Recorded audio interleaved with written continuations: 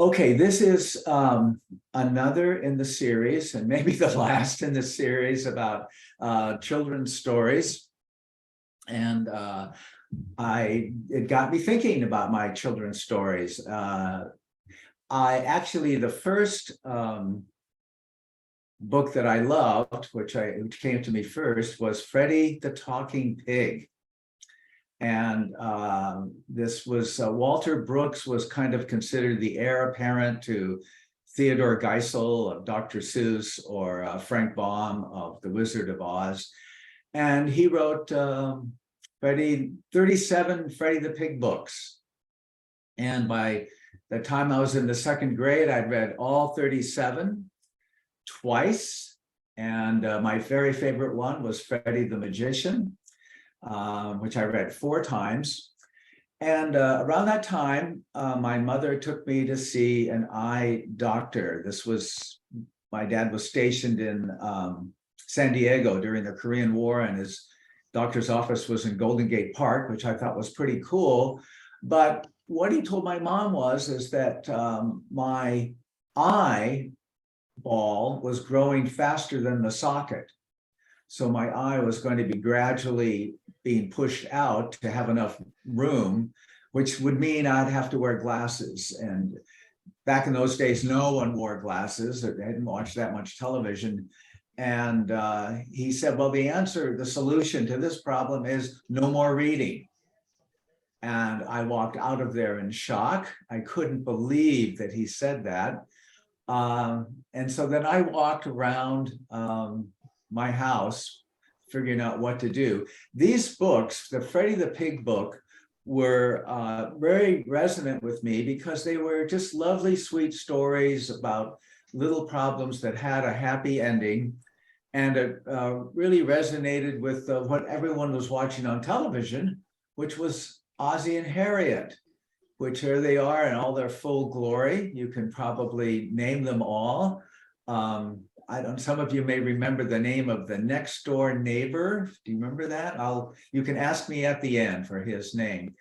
But, and this was an immensely popular series. Like the most popular series for my children was Seinfeld or Homer Simpson.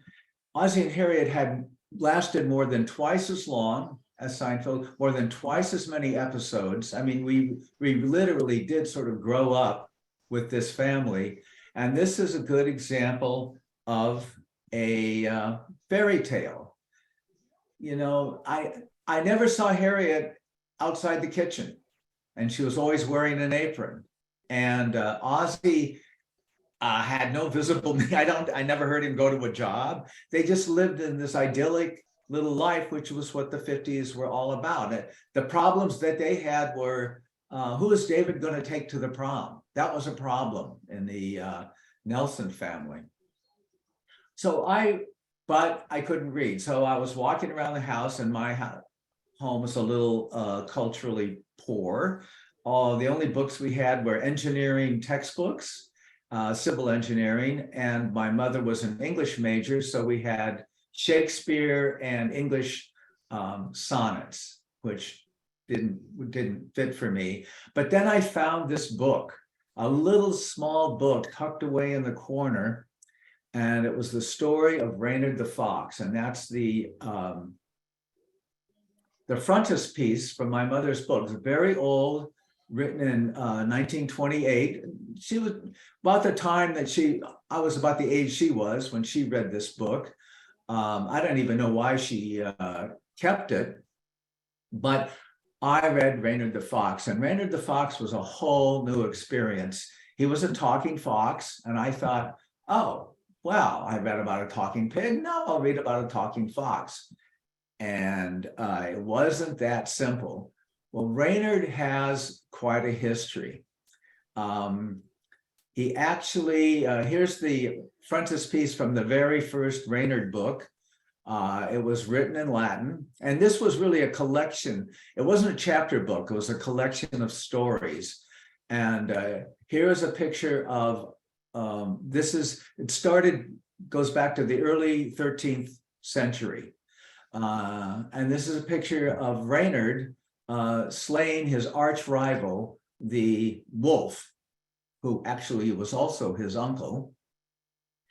And what a central motif in this story is that you can be small, but if you're clever, both Freddie and Reynard, Freddie was the most clever animal on the farm, and Reynard was the most clever animal in the forest, then you can slay an opponent who's bigger and stronger than you. And in real life, a fox is no match for a wolf. Wolves are 3 times bigger, 5 times stronger. They hunt in packs. The fox really wouldn't have a chance, but in the fables, the fox does have a chance. And so that's the motif. And these were really circulated in the common lore, and they were incredibly popular in France, Germany, England, Northern Europe. But Freddie was Reynard was no Freddie. Here is Reynard, and he uses his cleverness to get what he needs. Here he is with one of the smaller animals, and the Reynard books, he finds them, tricks them, kills them, and eats them. It's like, this is kind of dark, you know. And we have the same thing in our fairy tales and nursery rhymes, you know, rock-a-bye baby in the treetop, when the wind blows, the cradle will rock. When the bough breaks, the cradle will fall, and down will come cradle, baby, and all. That's kind of dark, you know. I heard that, I go, oh, that's a lovely melody, but wait a minute. Did you just say, you know, mother, you're not thinking about, I mean, it's just sort of, and Jack and Jill go up the hill, Jack falls down and breaks his crown. I mean, this is no fairy tale. This is bad things happen. Reynard sometimes would be caught. And here's a picture of him. Here he is being caught, and he's going to be taken to trial by who? By the wolf. And sometimes Reynard, he was successful. Sometimes he failed. Sometimes he's taken to court, and sometimes there's justice, and sometimes there's injustice. It's kind of real world stuff. And I think it's no accident that these stories got their popularity and circulated at the same time, in the same century as the signing of the Magna Carta, which offers this beautiful vision of, well, no longer are we going to be a government of the whims of a single man. No, we are going to be ruled by the rule of law. Well, you know, to a lot of people, they would say, really? It doesn't look that different to us. I mean, the Reynard stories are sort of a satire on the way that the state legitimates itself. So this is more of a real world situation. This is a fable, and a fable and a fairy tale are two very different things. Well, these stories didn't just stop there, because the real world continues. And in folklore, well, you know, when you write a fairy tale, you can make up anything. You can say there's a pig who's a magician, which is basically kind of ridiculous, you know, but it's fun. In a fable, it has to have a certain plausibility. It has to ring true to common sense for it to have life and to continue to circulate. So these Reynard stories, he shows up all the time. And I just picked books, you know, kind of one each century kind of thing. And there are dozens more. He's in the Canterbury Tales and the story of the priest and the nun, where the Reynard is the nun in that story, and his sidekick is the priest, which is played by a donkey. And it kind of showed what they thought about priests in those days. But so these motifs kind of continue through the centuries. When Reynard was taken to trial, the Chief Justice was the animal. Everything's represented by animals. There's no humans in Reynard stories. The Chief Justice, the ultimate decider, was played by a lion. which is really kind of interesting because there's no lions in Northern Europe. But there is. The lion is the symbol of the monarch. You know, the lion is the symbol of the King of England. And why? Well, because the lion is the lord of the jungle, the ruler of the jungle. And that's why these stories kind of make sense. Look at that picture of Reynard there. You know, being clever means, you know, I mean, would you buy a used car from that fox? In the Nietzsche book, Reynard plays a rhetorician, you know, someone skilled in the arts of being persuasive and subtle, and he can convince you of things. Well, just as the stories went through the centuries, so historical events continue through the centuries, and there's this interweaving of the Reynard stories with what happens historically. Now, here's a picture of a fellow named Guy Fawkes, Fawkes,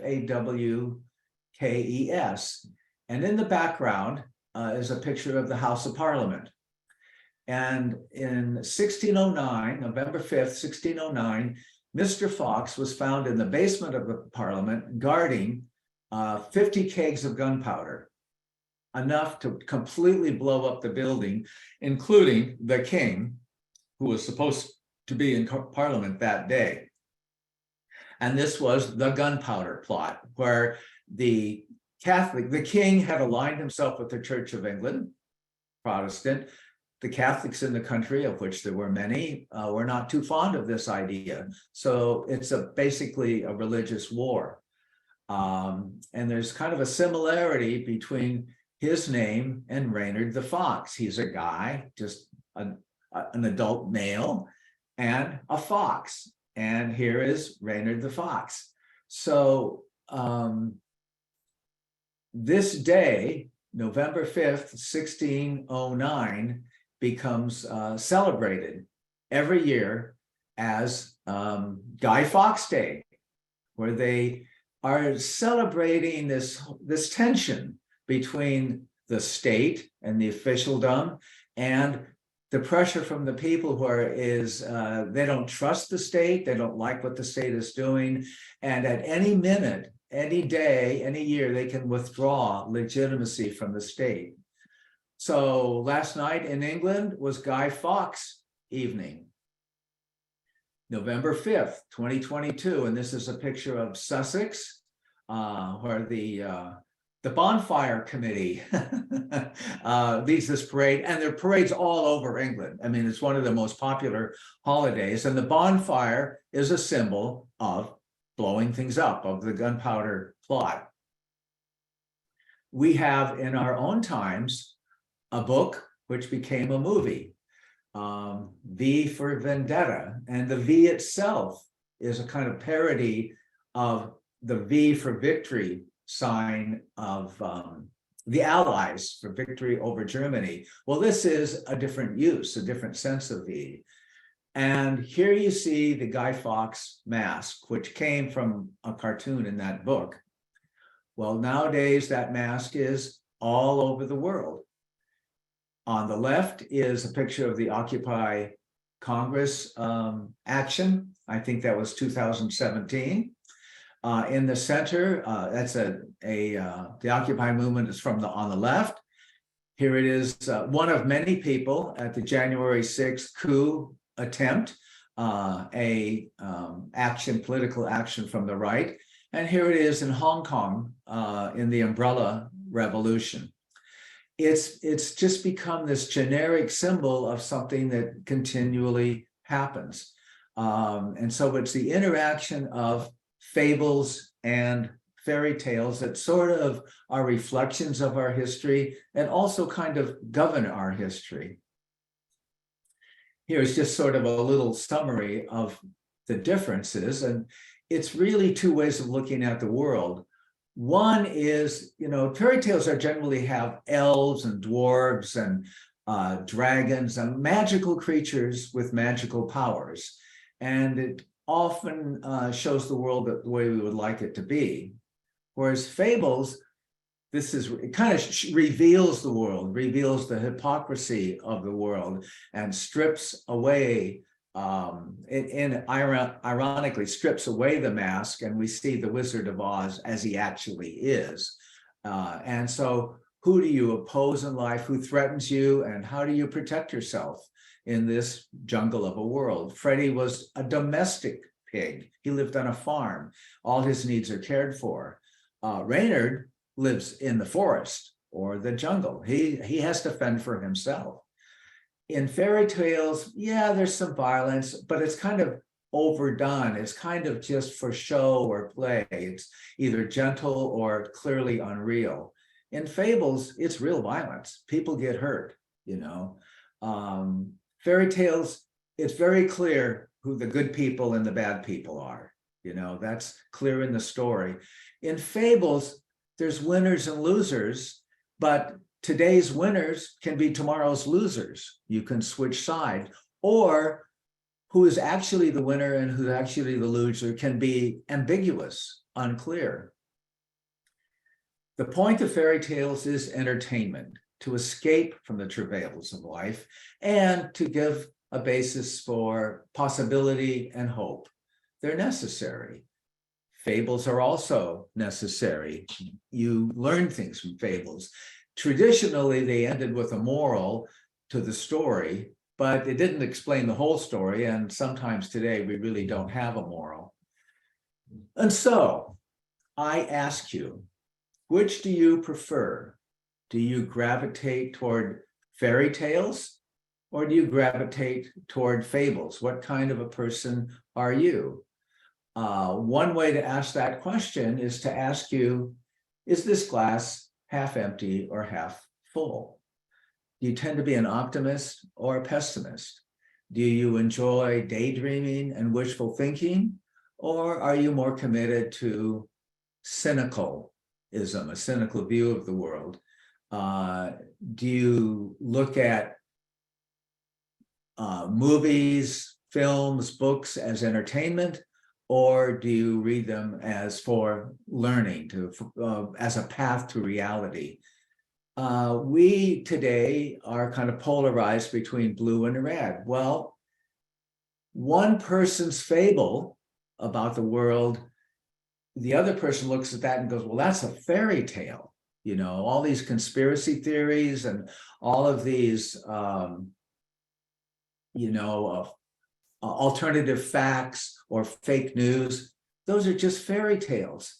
Well, guess what? The other side looks at this idealism of the New York Times and this myth that we have a democracy that solves all of our problems. From their life experience, they say that's a complete fairy tale. That's not the truth at all. So it kind of depends on your position in life and what's been your, where you come from.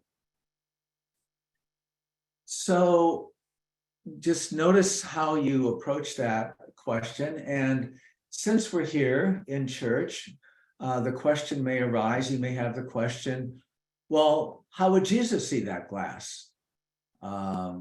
Jesus could look at the most diverse array of people and be quite optimistic and complimentary and hopeful about them. People like thieves on the cross, like a Roman centurion, like a Syrophoenician woman. He can see these as people who get it. And at the same time, Jesus could be pretty pessimistic or disheartened or cynical, about the Sadducees or the Pharisees and their hypocrisy. He could be that way about his own disciples. He says at one point, oh, faithless, it's translated as faithless and perverse, but literally it's twisting and turning. You think this way, you think that way. How long must I suffer you? And these are his own disciples. So how would Jesus see, what would he see in this glass? I'm so glad you asked, because I have my own ideas about that. I think he would look at the glass and say, well, it looks to me like there's an 8-ounce glass with 4 ounces of fluid. I don't know. That's just what I see. He is realistic. He just sees things exactly the way they are, the truth of it. Okay. Keep it simple, next question. But he wouldn't stop there. He would say, I've heard your answers, and it just seems to me that your answers about what you see say nothing about the glass and the water. And they say everything about you. That what you say reveals who you are, or reveals who you think you are, reveals your conditioning, the group that you grew up with, your cultural identity, whatever. That's kind of where your answers come from. That's the ground in which they live. But which is pretty understandable. We see our projections. Now, in our reading today, we are encouraged to become an adult, to grow up. Now, what does that mean? He doesn't mean just getting bigger and older. He means becoming an adult spiritually. What does that mean? We'll talk about that. But he puts an end to childish ways. That is, living either just in fairy tales or in fables. We're capable of more than that. And if I look at most of the movies and most of the TV programs and most of the books and even most of the news, they can all be categorized one way or another as either a fairy tale or a fable. They're stories, they're narratives, and they have their different frames of reference. And I want to be clear here. He says, you don't want to be childish, but you still want to be childlike. The good aspects of children is that they are open-minded, innocent. They see beauty. They see possibility. You do want the openness of being a child. He'd be the first to say that. He also says, the problem is we look, but we see as in a mirror. And you just have to remember, mirrors in those days were sort of polished metal. By our standards, they were pretty crummy mirrors. They were distorted. It wasn't a very clear thing that we saw. Sometimes it's translated as you see as through a glass darkly. Bergman made a movie with that title. These glasses weren't that clear either. They weren't like our windows. They distorted things. Even when we look in a good mirror, we don't see our face as other people see it. We see a reverse image. So you can't even trust real mirrors. But then, that is, when we become an adult, we will see face to face. That's what an adult is. Adults can see the world as it is. And that has certain spiritual requirements. One is vulnerability. I will know fully, even as I have been fully known. You can't just see the truth about someone else. You also have to reveal the truth about yourself. So the people we are susceptible to these, all of us, to fairy tales and fables, if you're not an adult, if you don't have a spiritual root inside, if you don't have an internal intuitive sense of what the truth is, then you are in the position of only choosing between half full or half empty. It just puts you in the position of only being able to, because you can't tell the difference. You don't have an internal, solid, gut-based sense of what the truth is. Where do we get that? Well, Jesus would say, you need to be like a child of God. And the truth is, we are all children of God, and we live in the kingdom of God. There's an authority structure. That's how we tell what the truth is. That and only that is the way we can really know. I don't mean religion. I mean the experience of God inside, in our hearts and in our guts. And it's easy to say. And we, if asked, you'd probably all go, I know that's the right answer, so I'll say it. But no, that's not the point. We actually have to be it. We have to have it inside. So we come to the hard teaching of Jesus. It's easy to say, hard to do. What he says is, resist not evil. Really? Did he say that? That doesn't make sense. That's kind of counterintuitive. What does that mean? Well, I've often found with these hard sayings of Jesus, the way to get to it is to you start with what he's saying, but let's look at what he's not saying, okay? First of all, evil is everywhere. You cannot avoid it. There's evil in the world. It's always there. But he's not saying that you should attack evil, and he's not saying that you should automatically run away. If you're being abused, yeah, of course, you get away. If you're walking down the road and you see a victim, someone lying in a pit, well, of course, they need help. You pull them out of the pit. You still keep on acting, but you don't get involved with, get preoccupied with only seeking evil or only reacting to evil. You just stand your ground. You don't resist it. You just stay present. Because ultimately, you are protected by God. You're living in this kingdom. It's a very well protected kingdom. You have nothing to fear. And so you just stay rooted and strengthened and supported by your own presence. And you do that by getting interested in yourself, getting interested in, well, how did I answer that question? Who answered that question? What is their nature? Who said that? Fall in love with self-inquiry. Now, when I do that, I fall in love with self-inquiry, and I hear the barking dog. Zen has a way of just getting right to the heart of things. It's a Zen phrase, Rinzai school. The barking dog is that voice that says, inquire into yourself. Well, don't do that. That's just being narcissistic. That's a waste of time. That's navel gazing. And okay, but you're going to do it. Well, you're not doing it very well. You get distracted. And this voice is just barking, bark, bark, bark, bark. It's like having a little companion that's always nipping at your heels. Well, that's your critical voice. That's your judgment. That's your ego that's threatened by this whole project. That is the superego that is making up what's right and wrong, that doesn't really know. And we have to deal with that barking dog. And same thing, you can't get rid of it. It's always going to be there, but you have to come to terms with it. You have to tame it and not the barking dog be your authority.